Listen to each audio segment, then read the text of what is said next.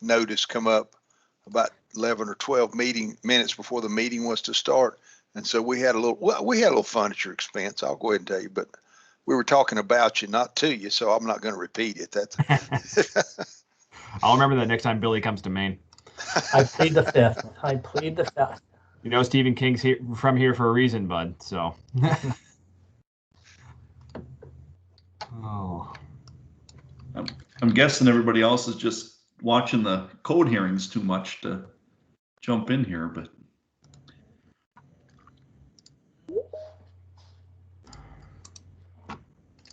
Very interesting. They were pretty contentious a little bit earlier when they were at code change proposal. I think it was 121. It was the 3-parter, and boy, they were yelling at each other and making snide remarks. It was wild. Yeah. Yep. I saw that. Must see TV.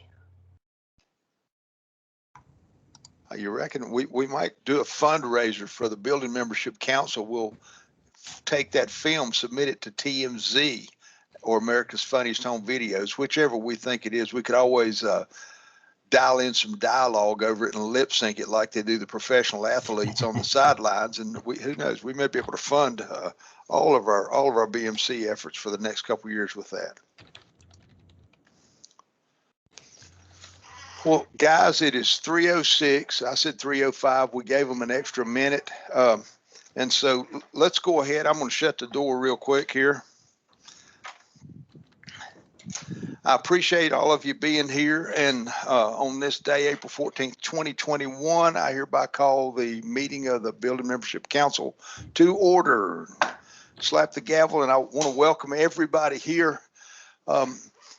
We're awfully pleased, awfully honored that you've taken time to spend an hour and a half with us. We thank you for your time. We know that it's hard to give up time in the midst of all the hearings. And in all honesty, I appreciate it if you were able to get away. I encourage you, if you've got 2 screens, split them. If you're not on the BMC, pay attention to what we're doing, but also pay a little attention to the code hearings too. There's no sense to miss anything that's important as that development process. And we'll move on with that. I want to recognize any of our board of directors members or any of our other special guests. First of all, any of our board members who are here, please recognize yourself. And if you've got anything to say, please share a little bit of time and a few words with us. Thank you, Dan. Ron Hampton from Kentucky. Hey, Ron. Just, listening in to all the good work we're doing here, and glad I could make the meeting. Seems like I had more meetings than I ever had, with everything being virtual. But anyways, Building Safety Month's coming up. Code hearings are going on. It's a unique experience. Our staff, our members who serve on the committees, our moderators, our IT people, everybody needs commended for pulling this off. I mean, it's not going to be perfect, but we're doing it, and we're going to prove we can do it again. So anyways, just looking forward to listening in and admiring all the good work that the Building Membership Council Governing Committee has done. Thank you, sir. Well, I thank you for that, and I'm sure that everybody at ICC appreciates the compliments on putting together this virtual hearing. And that reminds me of a saying, it says, who is going to do it? The one who can. And that ought to be a lesson for us. We put our mind to it. We work at it. We act like a team. We can get things done and get it done well. Who else on the board? Please speak up. Well, Mr. Chair, Jim Sayers here. Just happy to be here and get to say hello to everybody. Always appreciate all the good work you guys are doing, and it's a busy time with the code hearings. And one thing I just would bring up is if anybody's got any awards for chapters or individuals, those are due tomorrow. If you've got anything to turn in, so make sure you do that. Other than that, I'm just here to listen in and see all these smiling faces. Well, appreciate that, Jim, and thanks for the reminder about the chapter awards. I'm certain that our North Carolina Building Inspectors Association have nominated me this year for the person most gratefully received to retire and not have to bother them at the annual conference for 2022. And so I'm looking forward to receiving that award. For Mark, remember that, okay? Who else? I know we've got some more board members on here because I've seen you. Yep, Mr. Mr. Dick. Chair. Go, Oh. no, go ahead. I was going to say, I just joined in. Sorry, I had a little trouble finding the link. You know, too many emails in the world that we live in. So I just wanted to say hello and glad to be able to join you today and listen to what you guys are working on. David, thanks. Appreciate it. Appreciate your comments to them during ELMC the other day too. Very welcome. I'm not going to step on any toes there, Ben or Andre, but I did appreciate it, David. Thank you. Yep, Mr. Chair, Jim Brown. Hey, Jim. Hey, I'll keep this very brief because I know you guys got a lot of business to take care of, but I am looking so forward to seeing all your smiling faces in Pittsburgh. I am virtualed to death, and you just can't beat that direct human interaction. And I'll just let it go at that and mute the mic and kick back and listen. Well, I appreciate it and believe it when I say we all look forward to shaking hands with one another. And I don't know about everybody else here, but I have absolutely loved my career in building safety. And the most important thing that I've found in my entire career was the ability to reach out my hand and shake somebody else's. That's how we've done business for years and years. And yes, we sign a lot of papers and stuff like that, but looking at one another face to face and shaking hands gets a whole lot of problems resolved. And I miss it too. You bet. And I'd do my happy dance for you, but you don't want to see it. I'll bribe you not to do it by bringing you Wilbur's barbecue next time I see you. Done? Oh, come on, Jim, entertain us. I second that. There it goes. The last time I saw hands like that, they were attached to a hula skirt. Would you stand up for us, Jim? All righty. Who else we got on here? Any more board members? I don't think so, Mr. Chair. Any special guests, people who don't normally join us, who would like to let us know they're here? We sure would appreciate you just calling out your name. And if you're not a BMC member, what organization you represent, particularly if it is a partner to us in the building safety industry, or if you're a part of another council.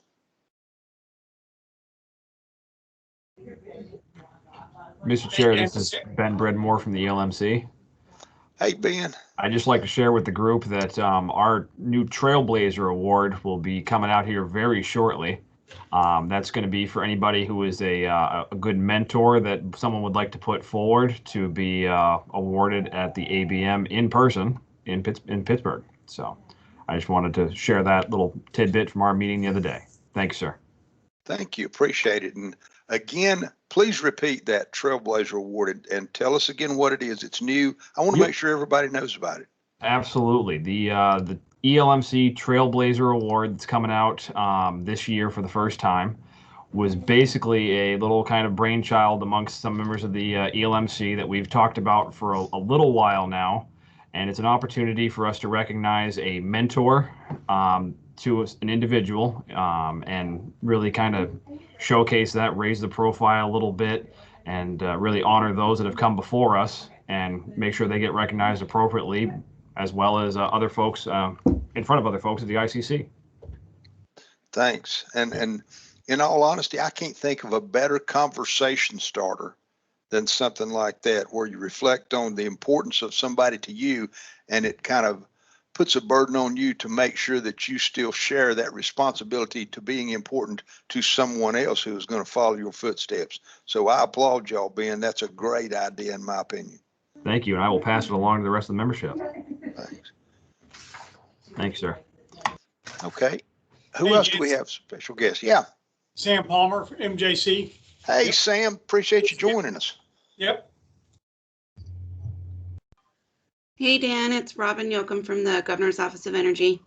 Hey, Robin Yokin, I'm so glad you've got time again this year, and I'm looking forward to you doing a whole lot more good stuff. And I thank you for all your efforts on our committees, and we're going to swamp you this year. You know that, right? I do, and I'm looking forward to it. There you go. I love you. Okay.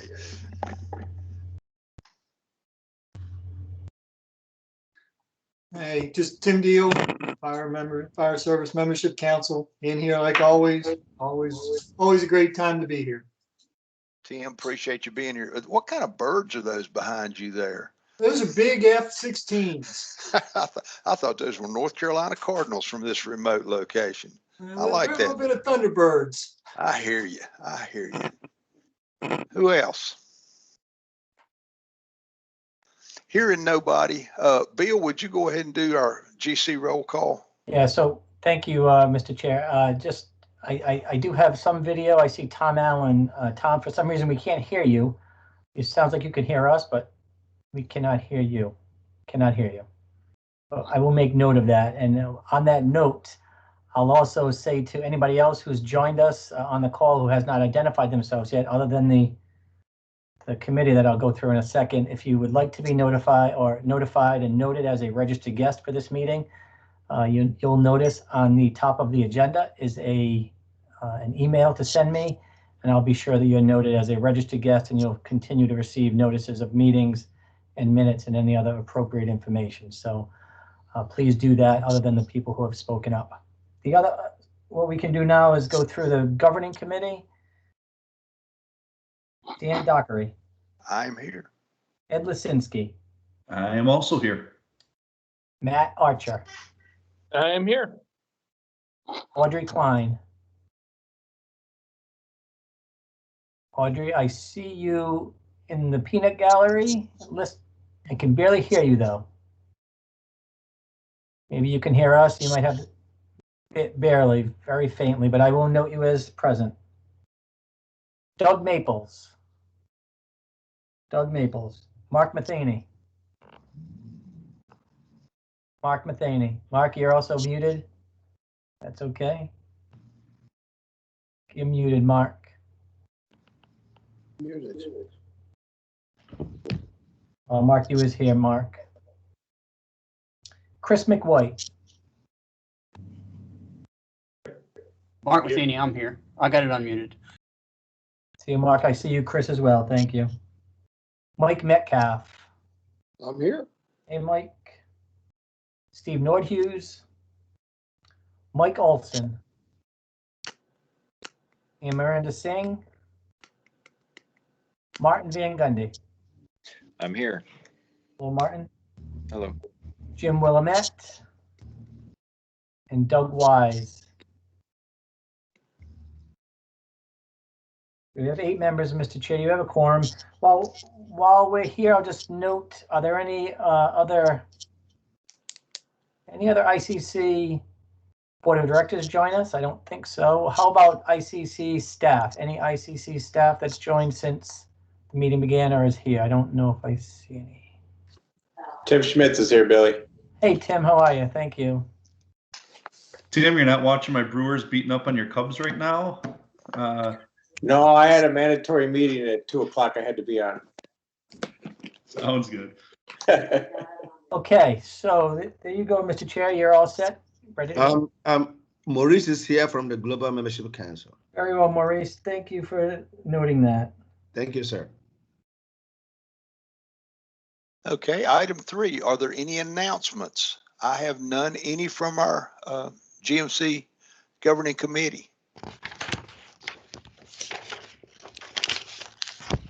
Are there any changes or adjustments to today's agenda? Everybody should have had it in their email inbox about a week ago.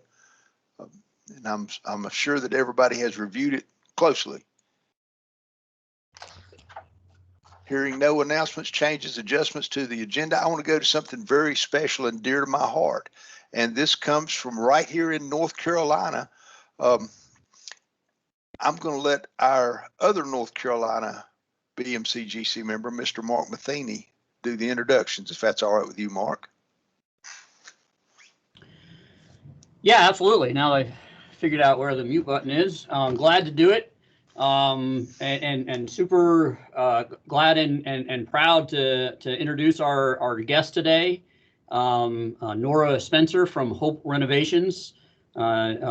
We've had some conversations over the last few months. I say we, Nora, Dan, a few others have been participating. Nora has developed an amazing team and really just a fantastic organization that really needs to be recognized and hopefully repeated time and again.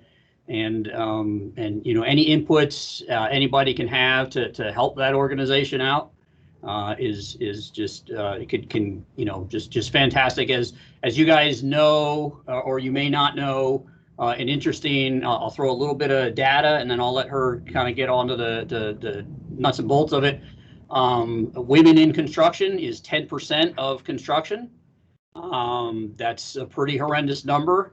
And you may not know that up to 60% of that 10% is administrative duties, right? So they get counted if they're actually in there, and that's not project managers. Those are basically people who work clearly as an administrative duty. So that 10% is a super biased number, right? It's really not true to what it is, and that's just terrible, right? We all know, you know, in order to build resiliency into our industry, you know, it really takes everybody nationwide. You know, male to female separation, there's about 50%, right? So there's a lot of people who can be working out there who aren't, and we need fantastic people like Nora to figure out how to get them into the industry. So Nora, if you'd like, just take it from here. Thank you. Thank you so much, Mark. Can everybody hear me okay? I really appreciate it. Well, before you get going, you should have the ability to share your screen and your presentation. If not, we've arranged for the backup. I'm ready for you if for some reason you have a difficulty, but you should be able to go ahead.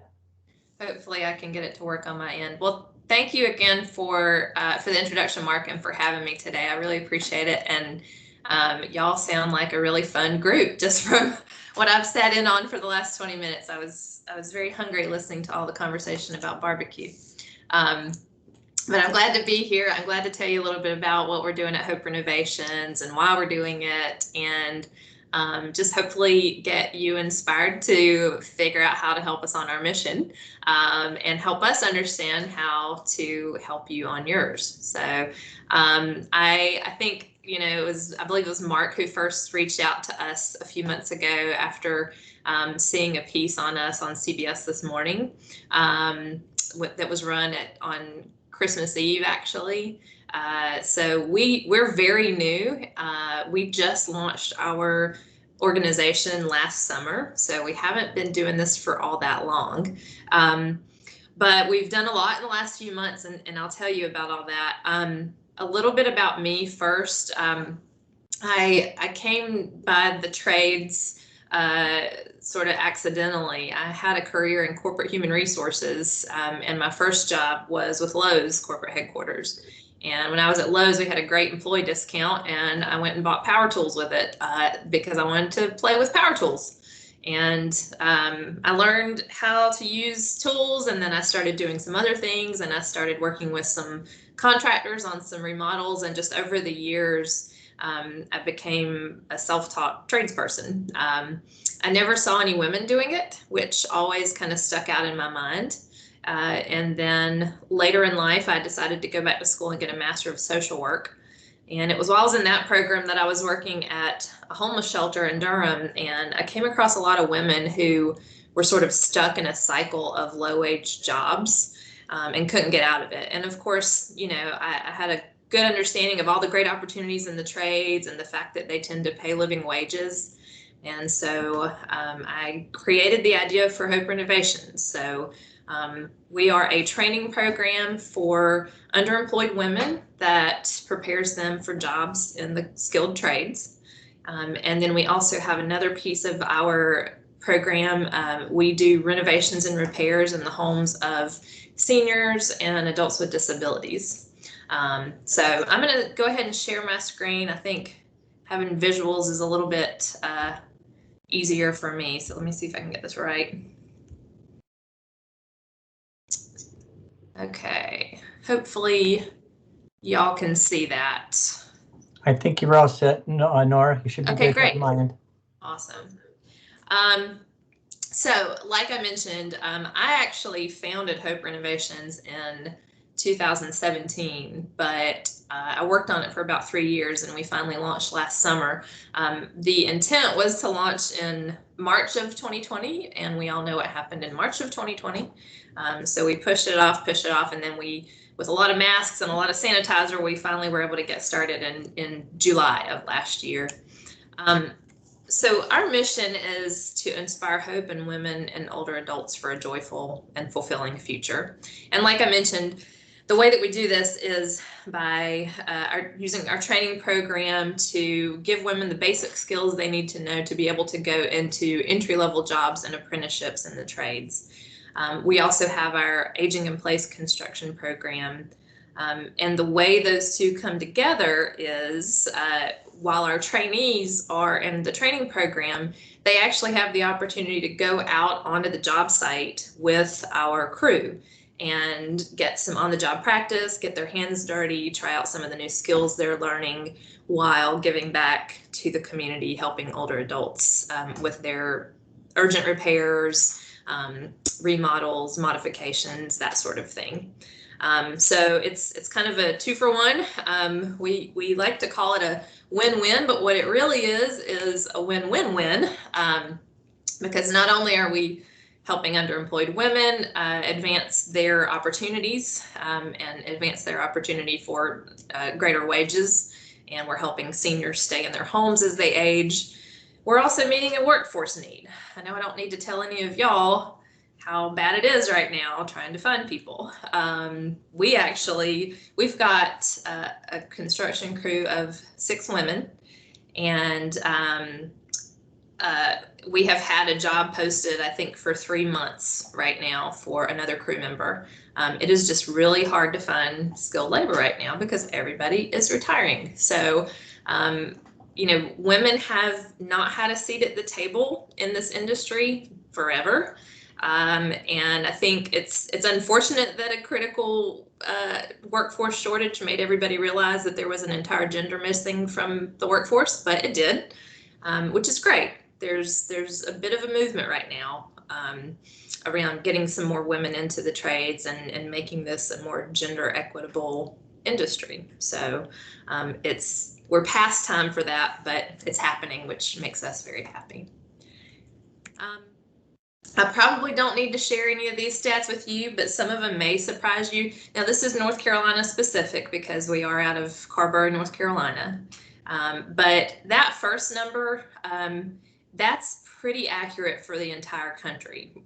Throughout the entire country, it's between 1/4 and 1/3 of women work in low-wage jobs. And low-wage jobs are jobs that do not pay a living wage.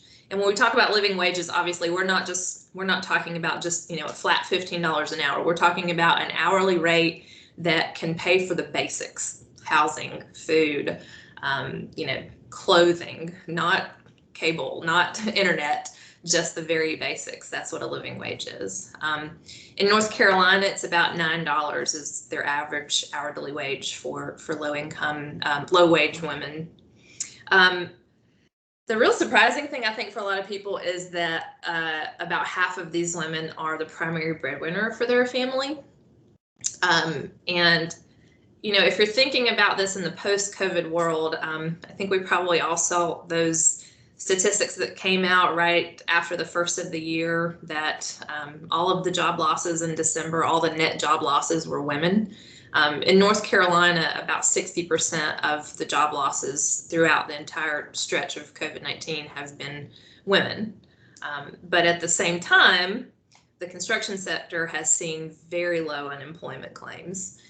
We're only at about 2%. I think that actually may be a little bit higher now. It might be 4%, but these numbers were from the first of the year.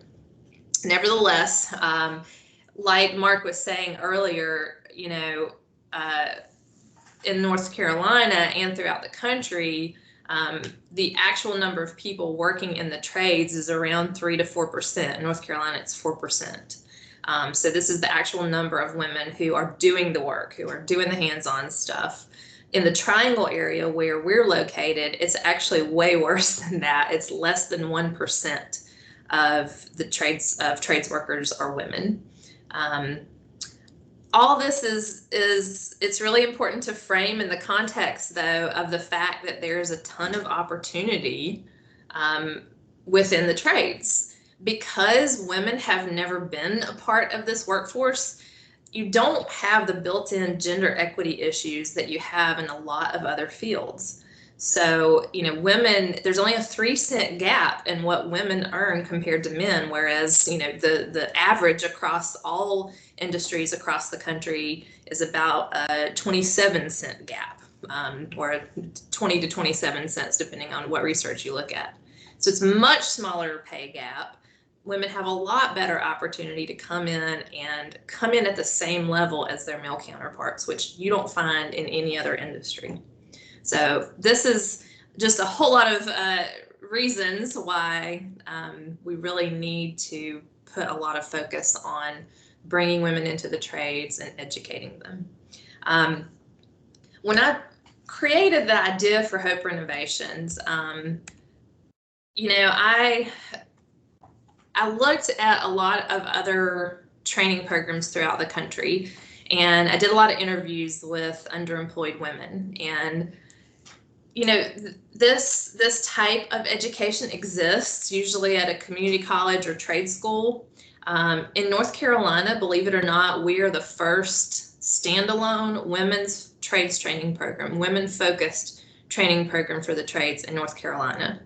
And when I say standalone, I mean it's not connected to a community college or some other kind of vocational school. The problem is, particularly for underemployed women, particularly for low income or marginalized populations, there's a real disconnect between understanding how to get to the next level and feeling like you have to go to college to get there. So just even conceptualizing, how do I go to a community college? It's not even on some women's radar, because just culturally or because of their income level, they've never considered that as an opportunity. So what I really wanted to create was a short program that gives women all the skills they need to really be able to go onto a job site and say, hey, I can be a helper. I know how to do the basics. I want an apprenticeship. And that's what this program does. So our program's 10 weeks long. We do license the Home Builders Institute's pre-apprenticeship certificate training curriculum. So they do receive a credential from HBI. And if you're not familiar with HBI, that's the education arm of the National Association of Home Builders. So while they're in our program, they learn a little bit of everything. You can see on the screen there all the different things that we touch on. And one thing that's actually not listed on there, they actually learn a little bit of pool maintenance. The curriculum is a building construction technologies curriculum, so it's very much like a maintenance curriculum. We chose that one specifically instead of, carpentry or electrical or plumbing, because that curriculum gives them a taste of everything, and that's what we wanted. We want to bring women into the program so they can kind of understand the different trades, figure out what their aptitude is or what they love, and then, use it as a launching pad, either into an entry-level job or into more education. In our program, they get their HBI certificate. We also give them OSHA 10 safety certification, which they love, by the way. We have a great instructor. He works at Central Carolina Community College, and he makes OSHA 10 fun, which I didn't know was possible, but they love it. So we actually have had a couple of women who've graduated from our program who, because of what they learned in OSHA 10 and some other things, they really have an interest in safety and actually in inspections. So that's something that's come out of that we didn't necessarily expect. And also in our program, the women receive their first aid CPR certification as well. In addition to all of the hard skills that we work on during the program, when I was creating Hope Renovations, I had a lot of conversations with local builders and some, commercial builders about what's missing from your workforce. Like, what's the hardest thing to find? And across the board, it was soft skills. It was, you know, find me somebody who's going to show up. Find me someone who like has the subtlety to not shock themselves and kill themselves because, you know, they don't have the brains to go shut off a fuse before they work on something. You know, and find me somebody who knows how to manage conflict. So that's really a lot of what we spend our time on. Our program manager is a social worker like me. And every Wednesday, we spend a whole day going over some of the stuff you see on your screen there. We have a lot of folks come in and provide individualized coaching and group coaching in some of these topics. We do a lot of work on career preparation, like resume writing. We have a mock interview day where we have partners come in and provide interviews. And we spend a lot of time talking about, you know, just how to be a good employee.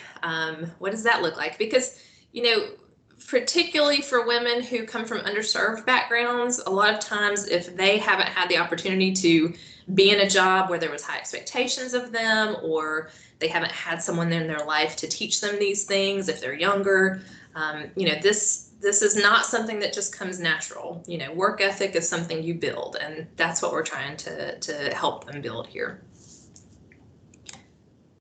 We do have a lot of guest speakers come in and talk, and we try our best to bring mostly women in. We do have some male guest speakers, and they're great too. You know, I tell everybody we couldn't do what we do without men. Like, they are a key piece of what we do because, you know, this is a male industry. That's just a fact, and we have to have a lot of male partners. We have to have a lot of buy-in from our male partners. But when it comes to feeling like they have the ability to ask all the questions they need to ask, they just, you know, it just makes sense for us to bring as many women in as we can. So we do. You know, we often say, if you don't see it, you can't be it. And in the construction trades, of course, you don't see women. And when you see women, it's usually unusual. In the back of your mind, you think, oh, there's a woman on that job site.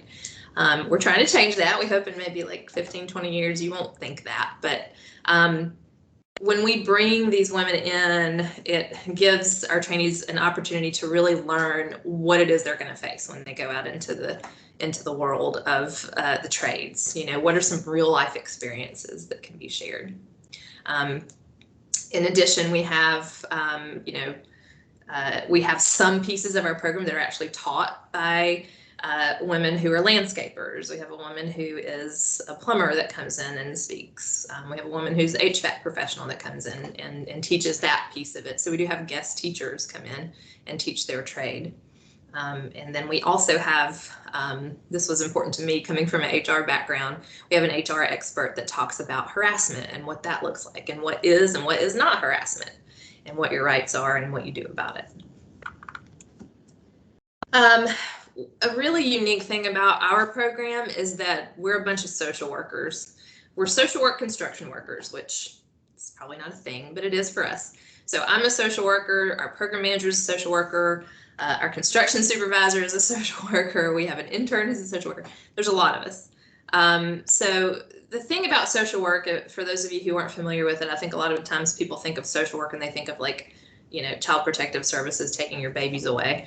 But what social work really is it's the study of how to help people where they're at, you know, better themselves and their lives and their communities around them. And we do it on a macro level. What we have as social workers is we have an understanding of all of the things that have brought these women to this point. So it's not about just like, hey, here's a training program. We're going to send you through a training program. You're going to go get a job.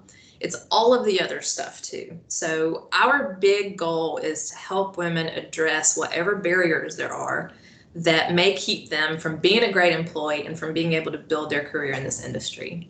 So we work with them on connecting them to resources in transportation, childcare. You know, a lot of these are like the typical barriers that women face. Mental health, physical health, if there are financial needs that they have, we try to connect them to resources that can help them.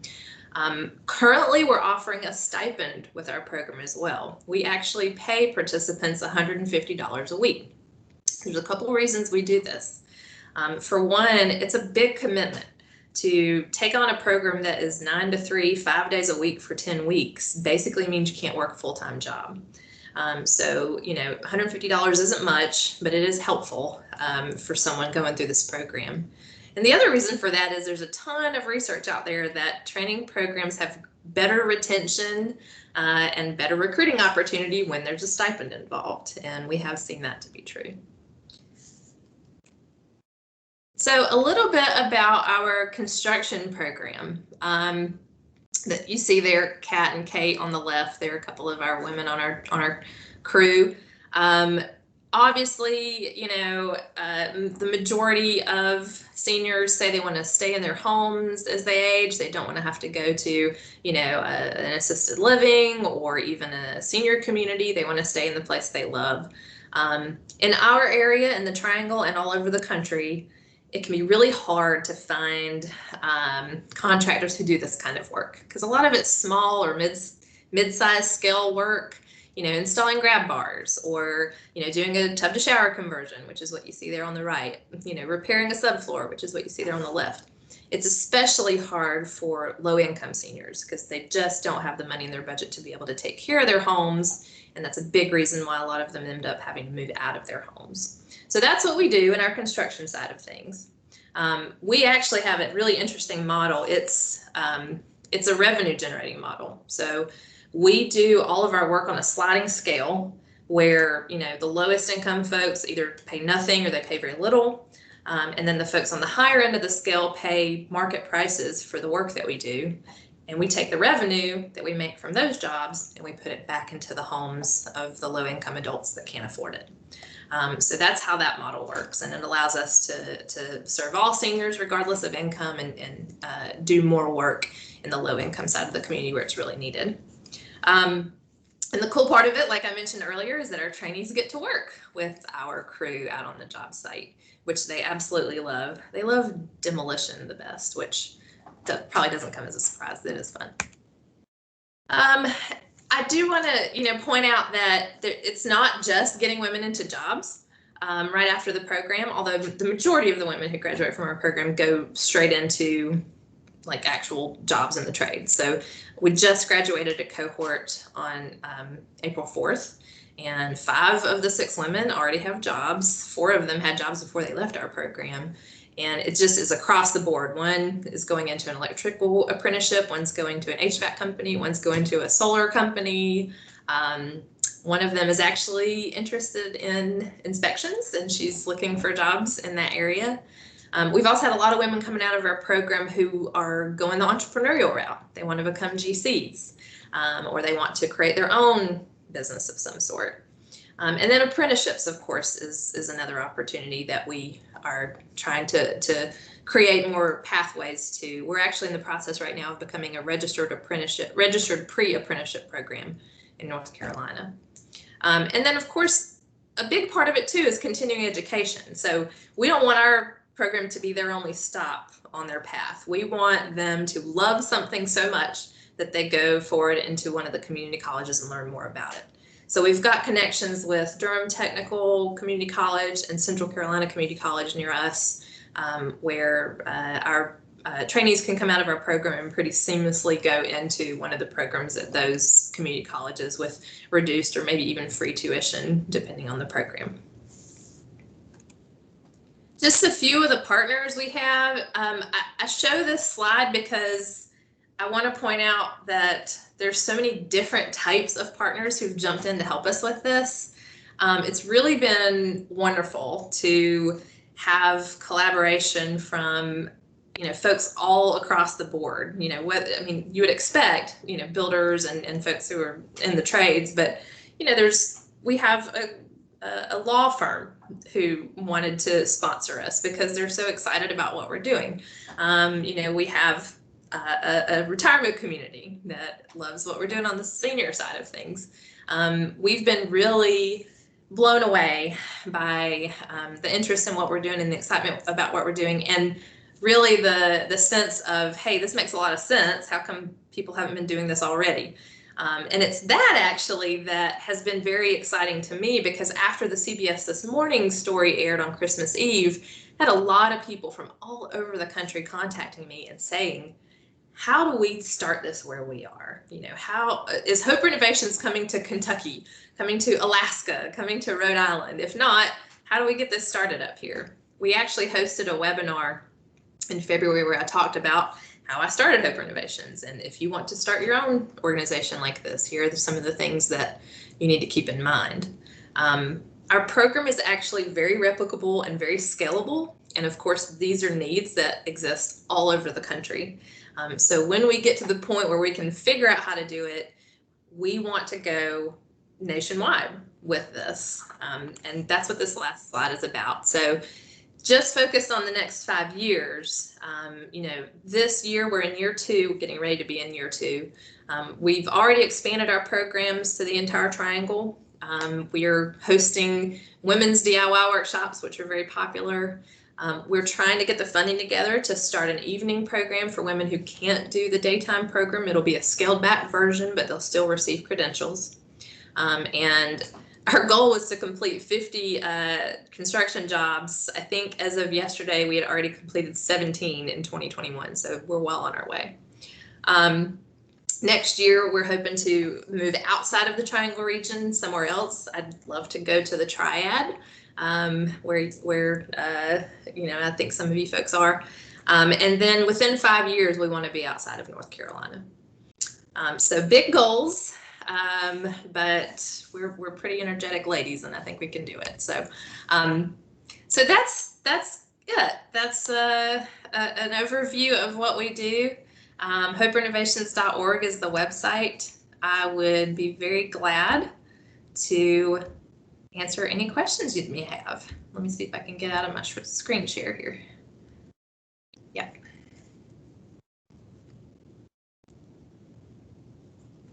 First thing, Nora, thanks so much for being with us. Second thing, before we have questions, can you see anybody's screens, Nora, besides ours? I think this is in order right here for Nora. That absolutely marvelous program. I'm not kidding you. Mark Matheny, with your indulgence, I just want 1 minute, if that's okay. The things she talked about, guys, let me remind you, the big word she said that strikes me all the time are skills. And the ability to put soft skills in a job where you're a regulator, where you're trying to ingratiate yourself and your mission into your community, soft skills is absolutely essential. And all of us on this call know it's a whole lot easier to teach code than it is to teach somebody how to be a good code official, okay? She talked about social work. If there's any higher mission than the built environment, where we live, where we work, where we play, where we show how we care for one another, that's the most vigorous social construct that I know of anywhere. And so she's right on the mission with us again. She talked about diversity and having women, and anybody that has been in this business as long as we have knows that the thing that we lack more than anything else is the ability to go into the communities we represent and look like those communities. And until we solve that problem, we're miles behind. And what Nora and her group are doing, they're inviting us in the front door to help them expand so that we can look like the communities we serve. That's a great goal for us to have our entire careers. And guys, I could go on forever and ever, but job readiness is one thing I saw in there. She mentioned personal success. How many of us can say that in our career, whether we've been, a field inspector, where we've been an administrator, a building official in charge of a department, how many of us haven't suffered from that fantastic employee whose job skills, readiness, intelligence, experience were wonderful, but their personal success was lacking, and it kept them from being able to do the job that they need to do for their community. I'm going to hush there because I said 1 minute. Nora, I can't thank you enough for coming on and talking with us about this. And this is sort of abnormal because we're always pressed for time. I can push through this meeting because I'm the chair. I would like anybody who has a question for Nora to please offer it up now and let her have a chance to answer them while she's on here. Mr. Chair, Mr. Spencer, if I could.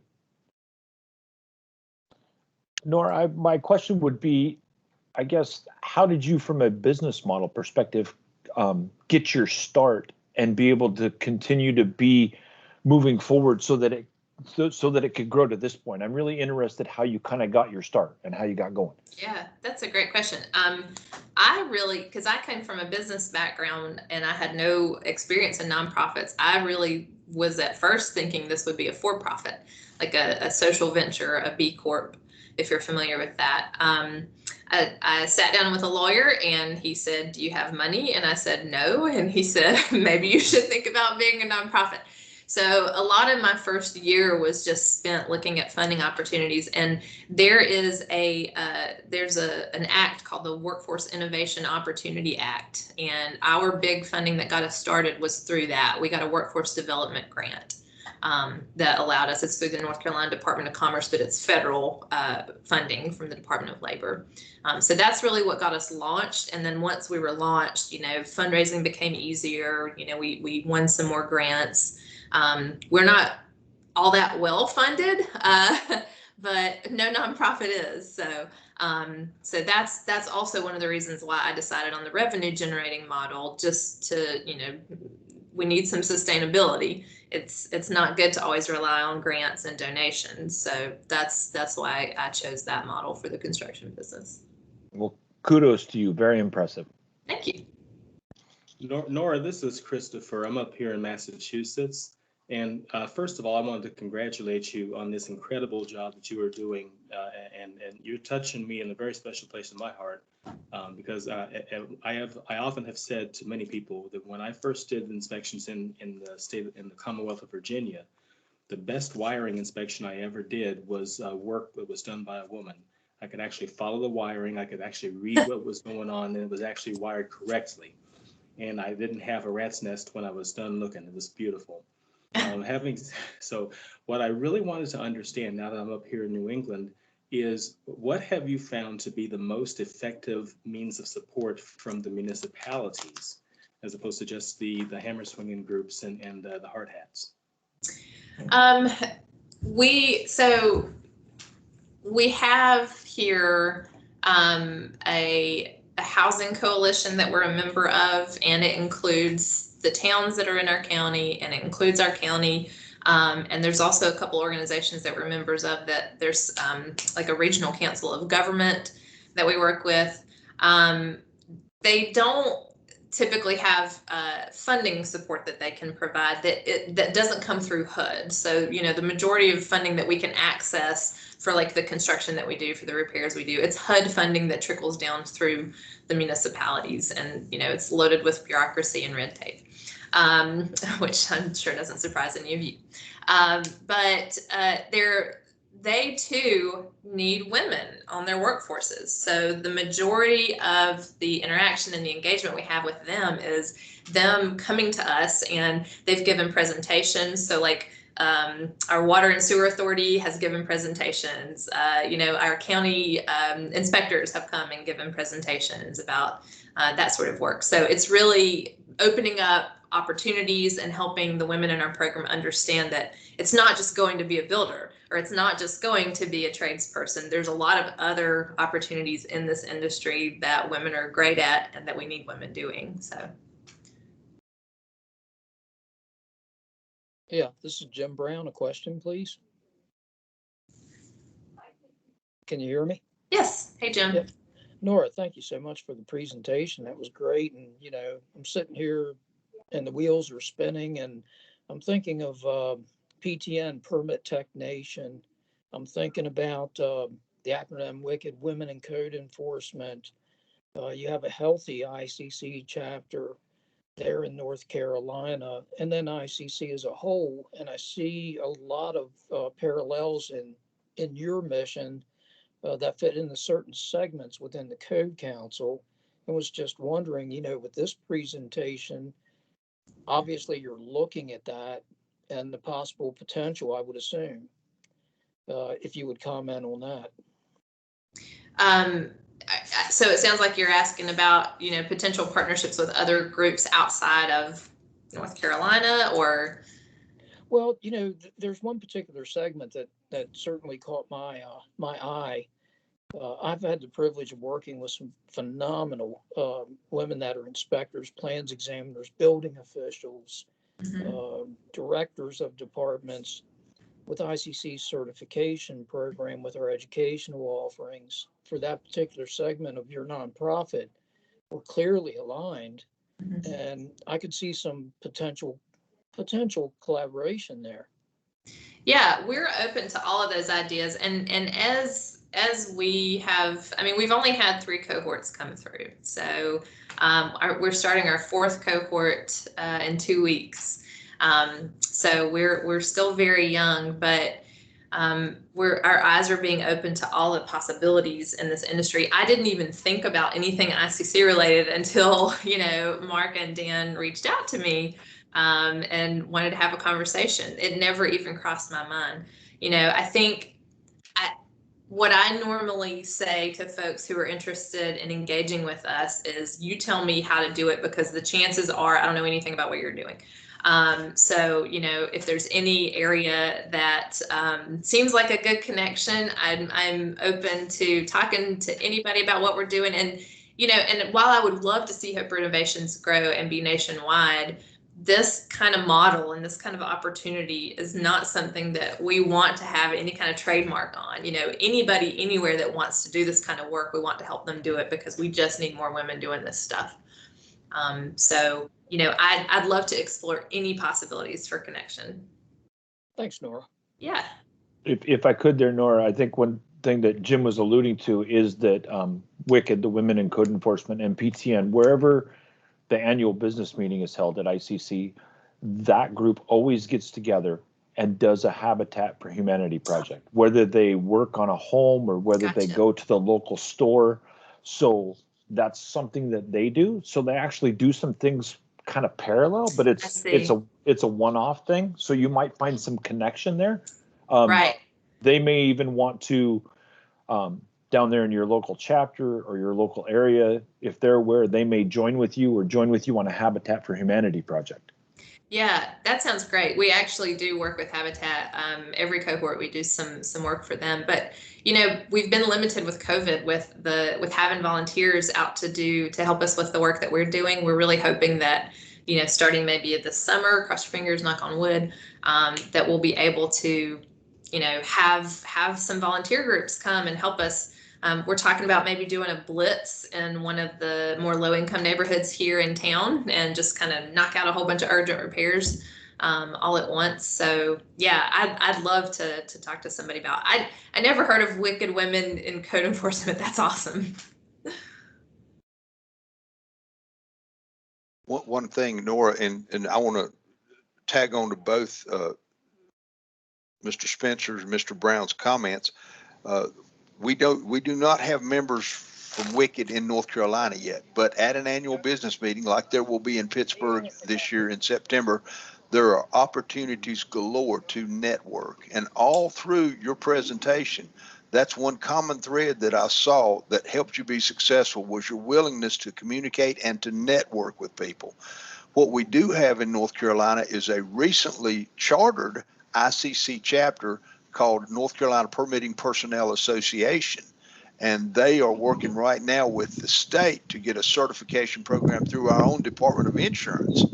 And while their jobs are not field jobs, the goal is to, number one, cause our municipalities to recognize the important technical skills, the abilities, the knowledge that come with these jobs, and then offer the path where we can move people from one place to another during their career. And that's exactly the way that we all get started building this community that we call code development and code enforcement. We find ways to move one another into places we haven't explored in service to our communities. And so I'll make sure that we make introductions to South Carolina, which does have a representative from WICID that I know of, and then also our Permitting Personnel Association here in North Carolina. And I know they would be thrilled to have an opportunity to talk to you. That'd be great. Thank you.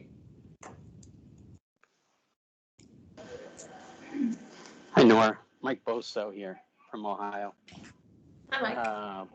An outstanding program. I mean, what you bring forward is a great resource, not just for women, but for the entire industry. What is the age range of the women that are part of this program? We take anyone 18 plus. Our youngest has been 21 and our oldest was 63. I would say the majority of women in our program are what we would call re-careering. So they've kind of jumped around from thing to thing and they're tired of, low-wage jobs essentially. And they're typically in their 30s. All right, great, thank you. Yep. Nora, this is Chris Bridges. I'm in Martinsville, Virginia. Just to tack on to what Dan was saying about the International Code Council, the incoming president is Cindy Davis. She's the Deputy Director for Building and Fire Codes for Virginia. So you've got a potential guest speaker there that's got a lifelong career in inspections and the code development area. Also, the WICKED is a national chapter. The only state chapter is just north of you here in Virginia as well. So you've got close by resources for both of those types of services just to your north. Be more than happy to make any introductions that you may want for that. That's great, Chris. Thank you so much. I'd like to offer the same thing here in Rhode Island, where I'm at now. WICKED actually has chapter number 1 here, and they're celebrating their 60th year in existence. They've been around since 1961, and they just had a Women in Construction Week celebration a few weeks ago, and I was fortunate to be able to get in contact with them. So since I have their emails and we've talked, if you want to reach out to me or through this committee, I'll be glad to extend your reaches into New England. That's great. Thank you. That's wonderful. It's funny. We actually just had somebody from Rhode Island who just came. They found out about us and they came by our shop and wanted to learn more. So you have at least one other woman up there who's interested. So yeah. And if anyone wants to contact me directly, my email address is very simple. It's Nora, N-O-R-A @hoperenovations.org. And you can also find it on our website. And I want to make that easy. Anybody on the call who is not certain that Bill Nash, our liaison, has your email address and you want to be able to reach out to Nora, please send your contact information to wnash@iccsafe.org. It's on the top of our agenda on the screen right now. That way you can be sure that we will forward your information to Nora and again, help with the communication and networking efforts over there. And Nora, I hate to do it. It's a few minutes after 4. We've only got a half an hour and we've got a little bit of a lengthy agenda to go by, but rest assured, we're going to help spread your message because as you can tell from the action here, and again, you're talking to people who are all over the United States now. They're excited about this, and this is a great presentation for a great program. And in all honesty, I can't thank you enough for coming to share it with us. And so I will say, and I'm sure everybody agrees, on behalf of everybody on the call, the ICC board members on the call and our BMC Governing Committee, God bless you and take a kid fishing. You have done an outstanding thing down there in Carborough, and we're behind you 100%. And everybody, again, we don't get good stuff like that every day, and I thank you for it. Well, thank you so much. I really appreciate it. I thank you for all the enthusiasm and the support, and I'm looking forward to connecting with some of y'all. And I just want to give a quick shout out to the 3 ladies that I saw in the participant list. Three out of however many. That's pretty awesome, you gals. So thanks for being here. But thank you to all of you. It was great being here. I appreciate it. Have a great rest of your meeting. Thanks, Nora. Thank you. Okay, guys, let's go over, let's rip through some of these things that are less important than Hope Renovations today. And number 5 is our approval of meeting minutes. Everybody has copies of the agenda from our last meeting. Does anybody have any changes for the record? Hearing none, I'll ask for a motion for accepting. Ms. Matheny, move to approve. Now, second, Ed. Okay, we've got a second by Ed. Anybody opposed? Hearing no opposition, I will count that as everybody saying approved. And so with that, we approve the meeting minutes from February 17th, 2021. Action items update. I'll try to be brief on this. Who are your partners? I'm still waiting on 3 or 4 people to send me their list for who are our partners. We have a goal. We have a mission in mind for the information we're going to get from your opinion of who your partners are, what's shaping the way you do business in your communities. Who have you found you could rely on? How have they helped your business? And what do you do to reciprocate and make their lives easier and make your communities better? Those lists are important. We don't have much longer for that, guys. I really, really, really want that email. No stuff. I want the email. Number 3, ideas for guest speakers for BMC meetings. You see the quality of people who are out there to come and present. We can't have a Nora Spencer at every one because we simply don't have the ability to set it up. We're looking for suggestions from our members in the BMC. We're also looking for suggestions outside the BMC for people who would benefit our business. And we want to hear from everybody. That's the thing of it. Everybody's important. That's outside people. I want to also mention that we're going to open it up, and this is something that our entire GC has discussed, and we've unanimously decided it's important. We want our other membership councils to come in on occasion and fill that 20-minute slot. We want to know what our other membership councils are doing. We want to know how they accomplish their good work. We want to know what the effect of that good work is, and we want them to brag on themselves a little bit. We know that with 800 members on the BMC, not all of them are wed to the BMC, even though they're a member. They may find something that is more important to them, more up their alley in another council. We don't want to lose them, but if they would do better somewhere else, or if their heart is somewhere else, we want them there because they're more likely to become more engaged. And that's the name of the game. How do we get all of our peers and our partners engaged in a mission? And so I'm asking each of our other membership councils to tell us you would like to come on and give us 20 minutes of your time and do a presentation about what your membership council is doing, why it's important, how you're succeeding, and what effect that has on the communities we serve. And so, again, that's my personal plea to all of our other members or all our other membership councils. And I hope to hear from some of you soon so we can get you scheduled and get you in here and let us all talk about how important what you're doing is. Number 4, I'm going to toss that one over to Ed Lisinski. Ed, you still on board? Oh, I sure am.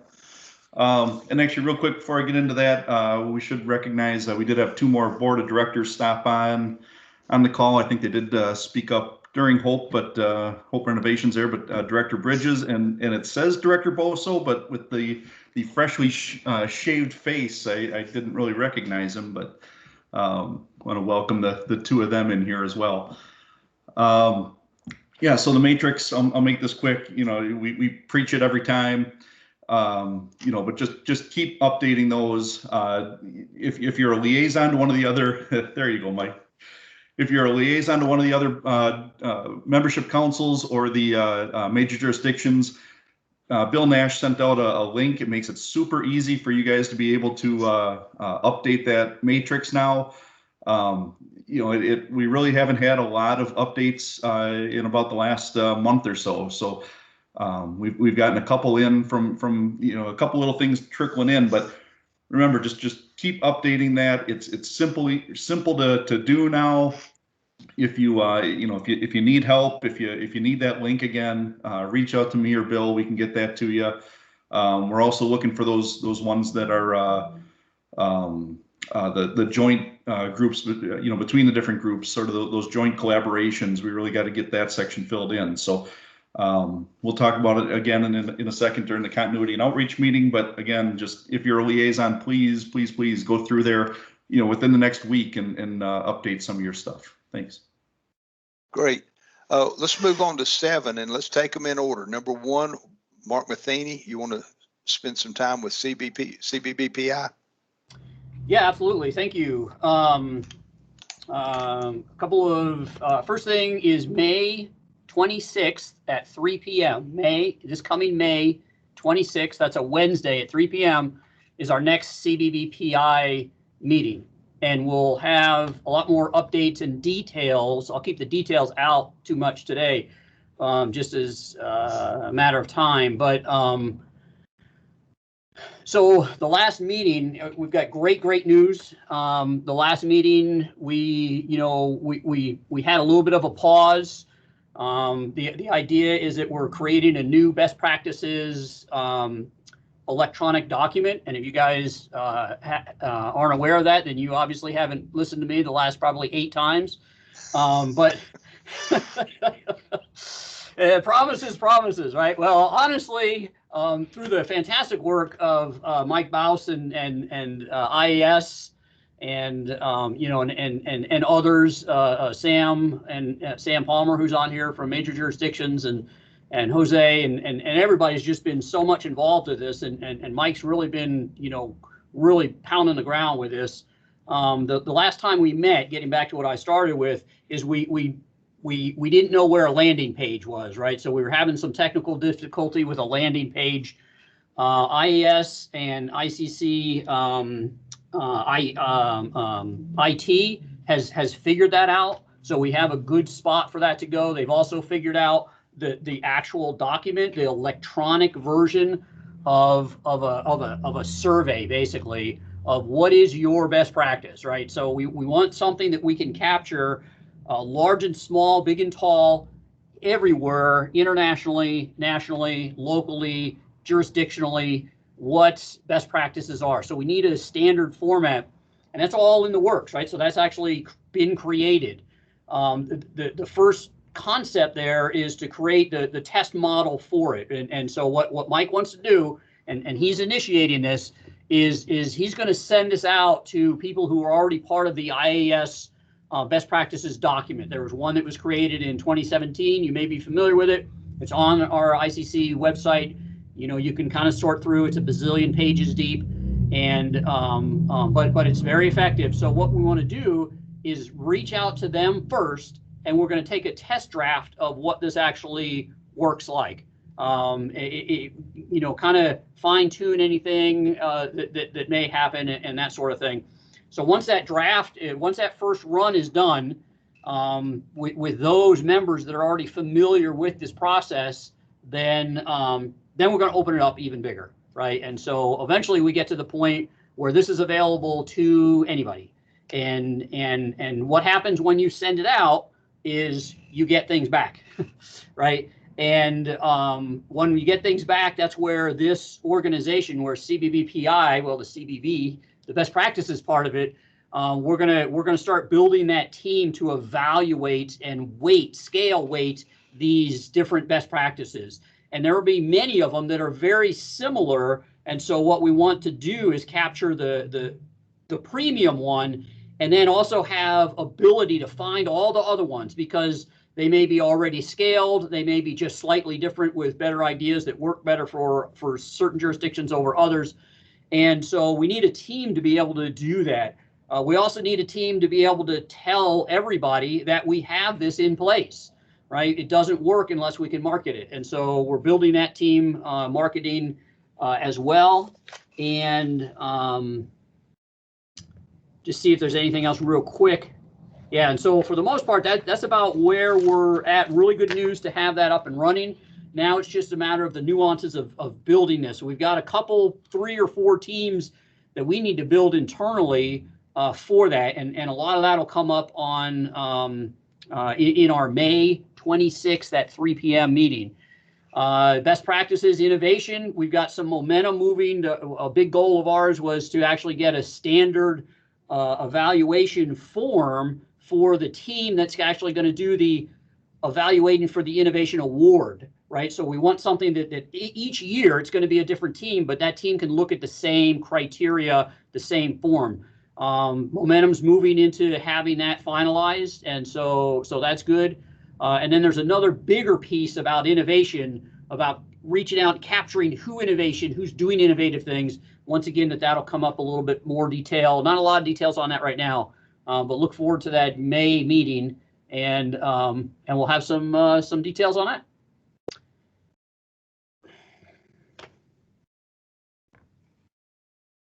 Mark, thank you. Appreciate it. Greatly appreciate it. That's a lot of work going in there and a lot of stuff coming out of it, but it's good stuff and it's going to help us pay big dividends down the road. Steve Nordhughes, our RTP chair, couldn't be here, so I'm going to take his, and I'm going to be very brief and move us along here. I want to say the next Raise the Profile meeting is going to be June the 3rd at 3 o'clock. One of the things that Raise the Profile has done that I am enjoying immensely is every time somebody applies to become a member of the Building Membership Council, they now get a notification back thanking them for their application, describing the 3 subcommittees that we have and what we do and what we want to do with them. We ask them to go to our ICC website and look at it. We ask them what their interests are. We tell them how to get in touch with us.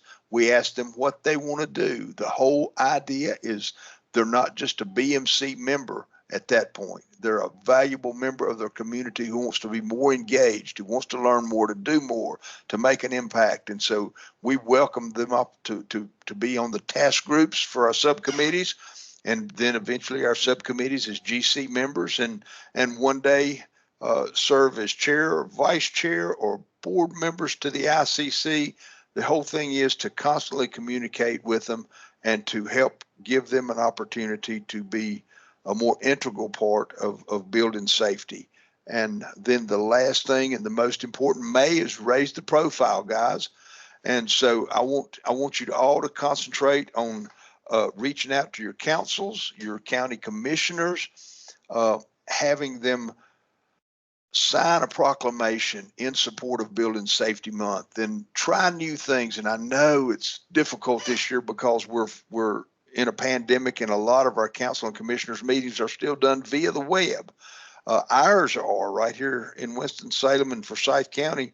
And so what we're doing for creativity, and I'm just throwing this out because look for everything. Winston-Salem was originally Salem. It was a Moravian community chartered back in 1759. The Moravian community of Salem actually had their first published building code in 1782. We also recognize that May is Architectural History Month, which is recognized across the United States. And so we are tying in our heritage with architectural history, with current building safety, and a proclamation, and we're trying to get all of those things before our city council and our county commissioners to help them realize how important a piece of Winston-Salem's history and future is, and much of it recognized through great code development and great code enforcement. And so there's a lot of ways to skin that cat, y'all, but make sure that you reach out and make sure that you get that proclamation, and make sure that not just getting a signature, but getting some understanding of how valuable your teams are to your communities, across to your commissions, your councils, your state legislature, and your governors. And so having said that, I'm going to leave Raise the Profile. And Ed, you want to take another quick look at C&O? Yeah, and I'll be real brief. We did just have a meeting last week. Well, a lot of really cool stuff. We'll actually touch on some of that in the old and new business coming up in a few minutes here. So I'm going to leave that for right now. Our next C&O meeting is actually on June 1st at 2 o'clock my time, Central Time. But we do have 4 liaisons to some of the other membership councils here. And so I will give you each 1 minute, and seriously 1 minute, because we are starting to run low on time, to give us a quick update on what your membership councils are doing. So let's see, let's call on Tim Deal first. You want to give us a real quick 1 minute fire service, what you guys are up to? Yeah, we actually have another meeting next week. We've been heavily involved with getting our website set up with the rest of the ICC and formalizing those. We have some public service announcements. We standardized those forms, which will be forthcoming also. Most of our members right now are attending the code hearings like everybody else. And that's it, down and dirty, quick and simple. Perfect. Thank you, Tim. And I think you did about 30 seconds, so I appreciate that. Next up, Elizabeth Arrington, you want to jump in on ELMC quick?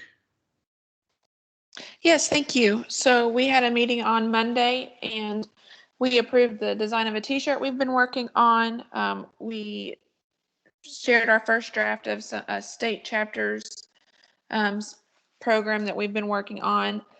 We voted on the Trailblazing Award, which Ben spoke on at the beginning of the meeting.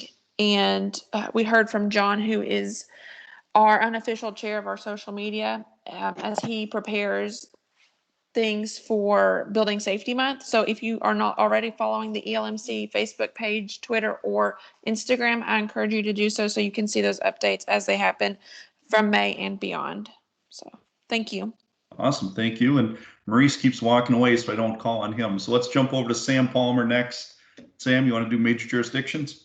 You bet. On the MJC, we just had our meeting last Monday, and a couple items we're looking at: best practices for remote code development and voting process. Long conversation on that one. And then jurisdictional acceptance of third-party inspections via documentation or remote video inspection. So those are the two main topics we're looking at right now. Awesome. Thank you, Sam. Oh, Maurice just made it back to his desk. Kind of. Maurice, are you there? Do you want to give a quick global membership update? Oh, looks like you're muted.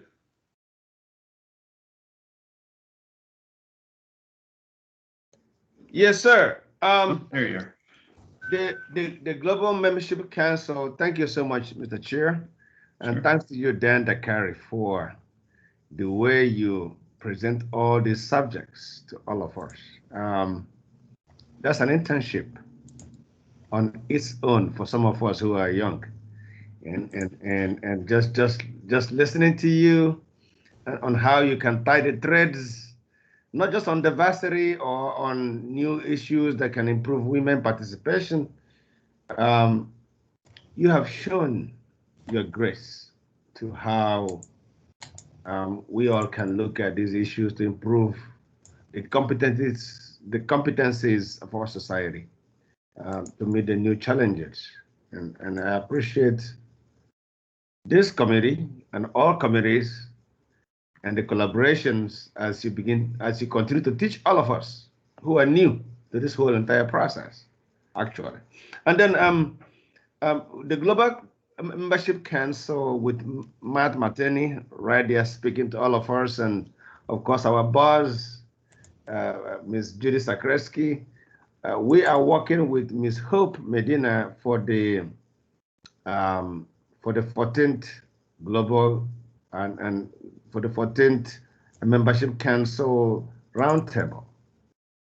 A couple of weeks ago, we did a focus on skill sets, improving shortage of skills among us and globally.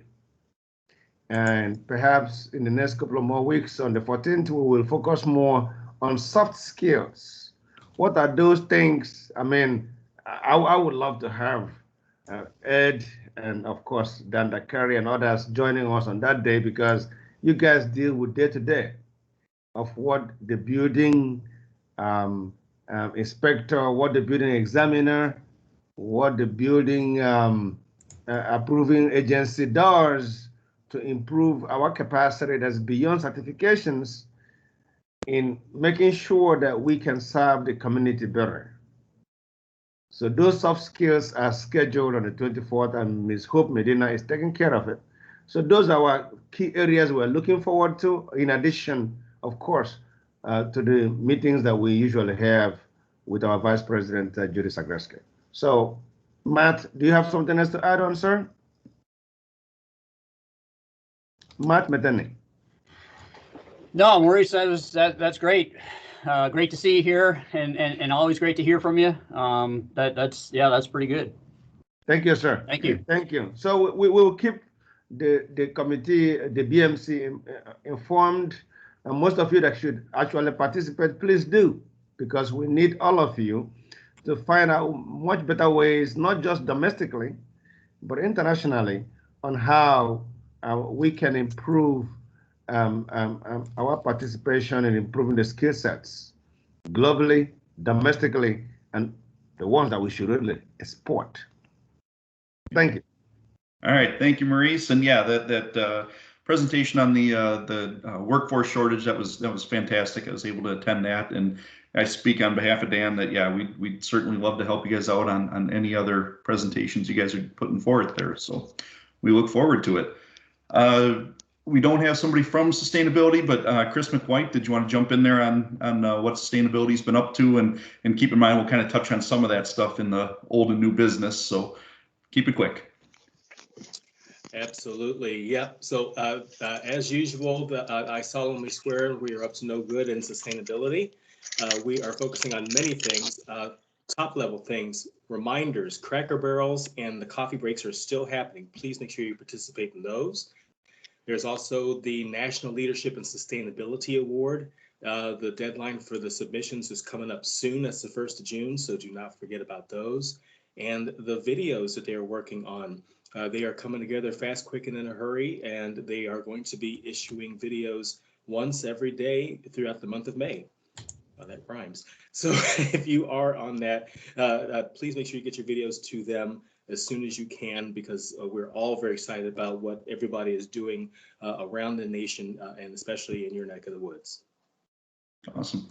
Thanks, Chris. Do we have anybody from PMG here? I don't see anybody. No, no, Ed, we do not. There's no chair or vice chair here, but no liaison either. Yep. All right. We will move on then, and I'll kick it back over to Dan because I think that covered us. Ed, I appreciate it, and all the liaisons. Thank you too, and thanks for keeping it very to the point and very and brief to help us out on this one. But we'll follow that up again in old and new business with item number 1. I encourage, Tim, Sam, Ben or Elizabeth, Maurice. I know Jim Sika's not here. We want you to come and talk to our governing committee. We are absolutely, we need you. Let me just say that we need you. We need to know what you're doing. We need to know how to help our membership grow and be more effective. And the way to do that is for us to share. And I can't think of anybody better to share with than the people who work and lead our other membership councils. You're valuable, valuable people with a lot of great stuff to offer. So please take the opportunity to come and let us host you for at least 20 minutes, maybe a little more, and tell us what you're doing and why you do it and how you do it, and help our members grow, not just in numbers, but in knowledge and in awareness, because that's how we start good, effective communications, is with knowledge and awareness. And so that's all I'm going to say about item number 1. Let's go on. And we'd be glad to do that as long as you send us some barbecue out west. I can do that. I can do it. I'll come slaughter a cow and barbecue it for you out there, and I'll steal their secret sauce and bring it with me. Let me tell you, I'll do anything to make this thing work, guys. Anything. I really will. Yeah, but I'm looking for it. I need it. We all need it. And again, sharing's the best way for us to make this thing work. Item number 2, joint meetings, collaboration, discussion. We still, Ed and I will work with major jurisdictions and with emerging leaders. We are going to have a homelessness presentation, and I apologize for not getting any further along than it is, and I'll take full responsibility for any delays in that. But again, this is something that plagues us because it plagues our communities. And this is not just a Pofftown, North Carolina issue where I live, or Winston-Salem where I'm employed, or North Carolina where I'm resident of the state. This is national. This is worldwide. This touches all of us. And so it's an important one, and it's going to happen. And so that's all I'll say about it now. Again, I apologize, and I'm remiss in not getting more information out and handling it better. I just have not been able to, but I will, and I'm not letting it go.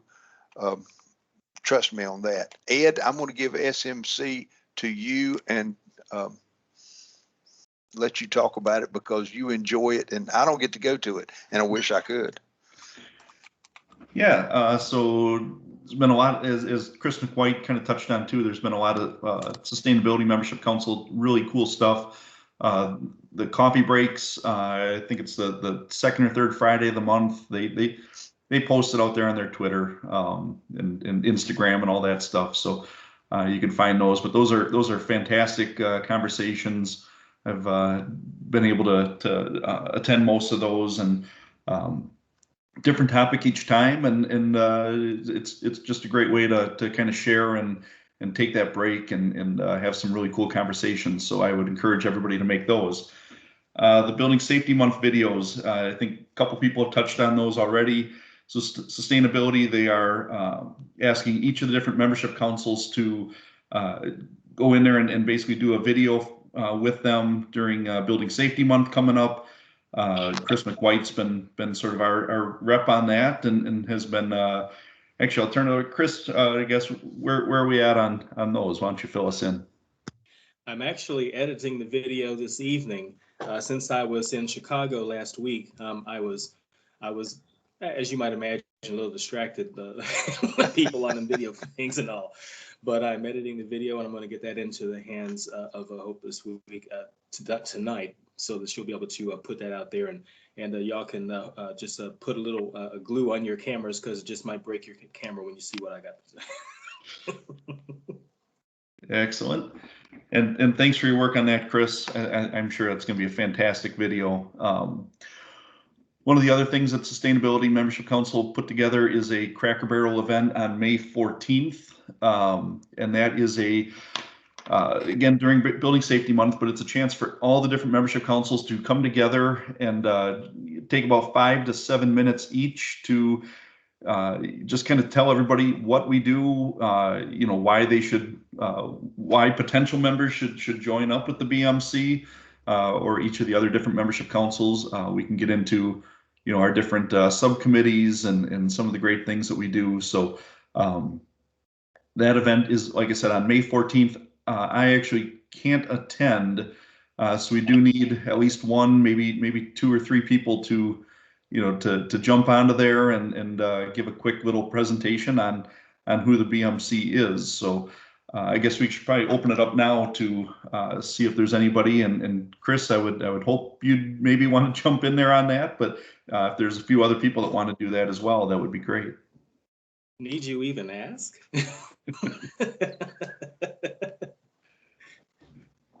And if we don't get anybody else, then Chris is just going to be up there by himself. So, Chris, if you will lead, I will back you up. Deal? Greatly appreciate that. Absolutely. Glad to do it. Good. All right. Well, we've got a couple, if anybody else does want to jump in there, let Dan or I know, and Chris, and I think it's going to be a fantastic event. It's going to go out to all of the, pretty much everybody in ICC, just a way to kind of showcase the different membership councils and major jurisdictions as well, and get people excited about why they should join each of our groups. So I think it's going to be a fantastic event. So just let me know if you need me to speak in on any of that. Be glad to do it. Excellent. Thanks, Mark. Do you want me to take number 3 as well, Dan? All right. The next one on there is something that we came up with, or we talked about at the Continuity and Outreach Committee meeting, and that is a sort of an ICC or a membership council board of director candidate forum for the ICC board of directors, I should say. So this would sort of be like a town hall event. We're not doing it for endorsements or anything like that. It's just a way for everybody who's running for an ICC board of directors position to sort of have a forum where each of the different membership councils can ask some questions. You know, and we will have, you know, questions from each of the different membership councils there. You know, so I think it's going to be a neat event where you're going to kind of see the contrast between things that are important to the global membership council as compared to the emerging leaders, as compared to sustainability, and each of the different councils will sort of be able to put their own flair and their own flavor on each of those questions for the candidates. So we're shooting for something in August, probably about a month before the ABM, and by that point, everybody who's running for the board of directors, they'll have their nomination papers in, so we'll know who we should invite. And I know there's been a lot of different discussion on it. We do want to get a few people together, you know, at least one person from the BMC. We're going to get one person from each of the different membership councils to kind of get together and start to plan this a little bit more. So again, you know, if anybody's interested in helping out on that, right now it's just sort of an idea. So, you know, we don't have details really finalized. We did run it past Carla Higgs, and you know, ICC is good with us doing an event like that. And again, it's just sort of a way to learn more about the candidates, and not necessarily, you know, it's not out there for you know, sponsoring or endorsing a certain candidate or not. It's just a way to kind of get the messages out there. So I don't know if anybody has any questions on that, or if anybody wanted to step up and sort of be our and I see Mr. Spencer waving at the camera here. So go right ahead. What you got? I just wanted to let you guys know that in a Region 2 meeting today, we were informed that the WIPABO candidate forum would be on the 30th. And so I think that if you're planning things, I just wanted to let you know, and that's going to be in Las Vegas. So I'm sure a couple people will be traveling right there at the end of the month. So I thought that you might want to know, just in case you scheduled it on that Monday, you might be back to back. So just thought you should know. Nope, I appreciate that. Thank you. And this is Sam out in Las Vegas. We're helping WIPABO set that up. We're trying to find a place right next to the airport, theoretically, so people can fly in and out real fast. Excellent. Thanks, Sam.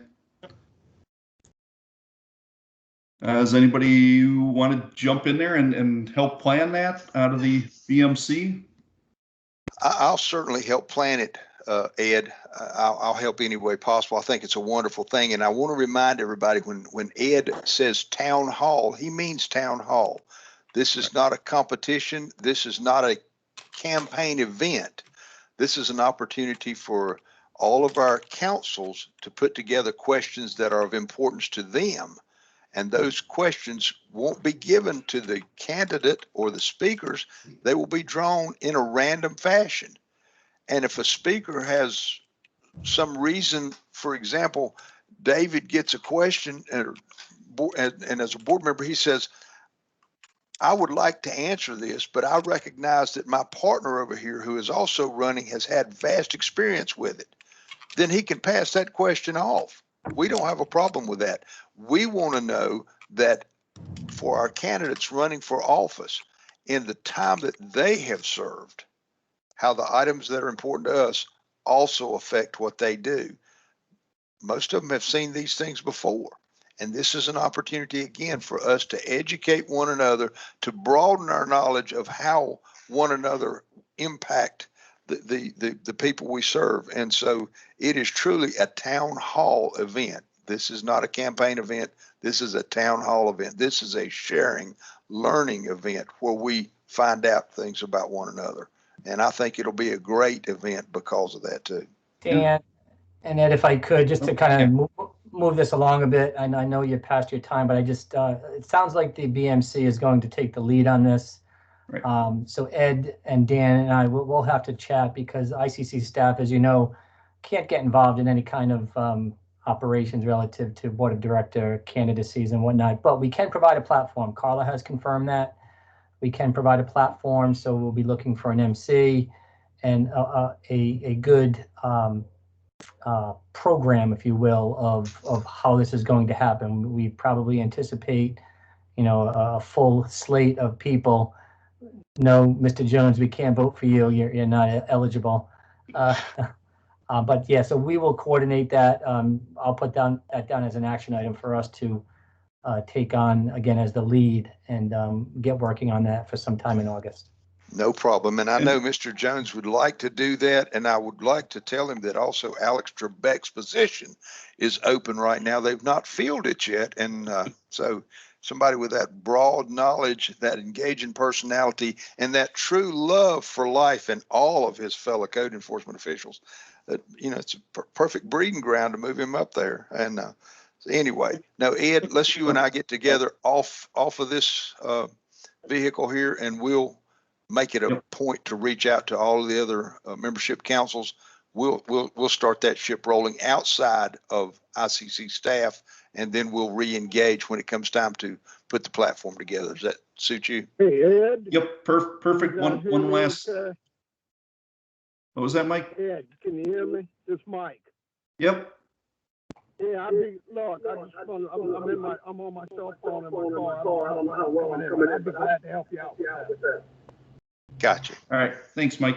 One last thing that I did want to bring up, though, you know, just for the BMC membership, you know, to start thinking about questions that we might want to submit right now, and use that as a, you know, again, it's not so much you know, you're not quizzing these board of directors. You know, it's a chance for us to engage with them, show them what's important to us, and you know, and then if they do, you know, get voted into the board of directors, they've got a little bit of background of some of the things that, again, you know, that are important to us, and things like that. So kind of keep that in mind as we're crafting our questions, and I'll stop it there because I know we're over on time. We still got a couple more things to touch on.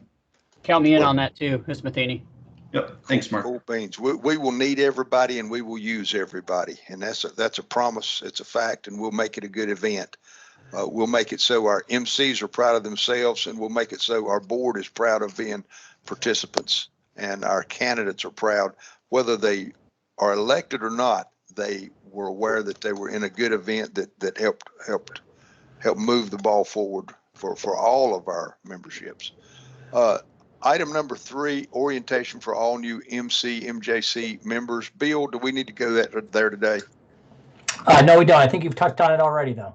Okay, so let's skip that. And the important part, and we do have to keep it brief. And guys, I apologize. I don't seem to have ever been able to end a meeting on time, and I'll take responsibility of that. We have some great conversations on here, and we did have a marvelous guest today. You got to admit that. But members time, number 9. Anybody in the membership got something that you would like to add right now? Me? Can y'all hear me? Mike? I can hear you well now, Mike. Thanks. Awesome. I had a little feedback going there, but I just wanted to take opportunity to apologize for ducking in and out of the meeting. I started out in my office about 6 miles from where I am now. I got a little emergency and am now talking to you from my truck. So, Mr. Chairman, Mr. Vice Chairman, my apologies for that. No need to apologize, Mike. Y'all talk about valuable mentors.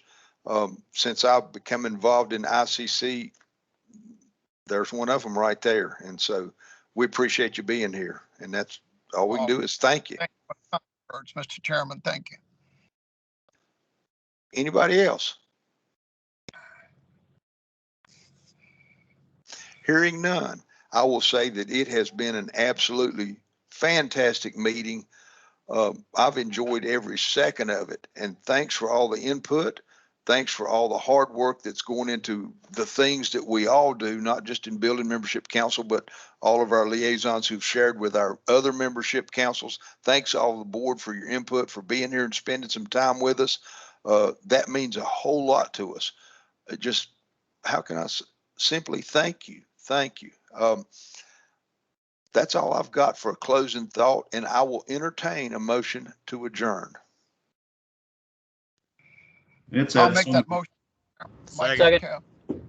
We have a motion by Mike Metcalf, a second by everyone. I believe it. Guys, with that, thanks a bunch. I appreciate it. I love every single one of you. God bless you. Take a kid fishing. Thank you, and Ed, thank you. Thank you. Thank you. Thank y'all. Thank you for all you do. Guys, have Thanks, a wonderful everyone. evening. Good to see you all. This meeting is over. And look, I didn't even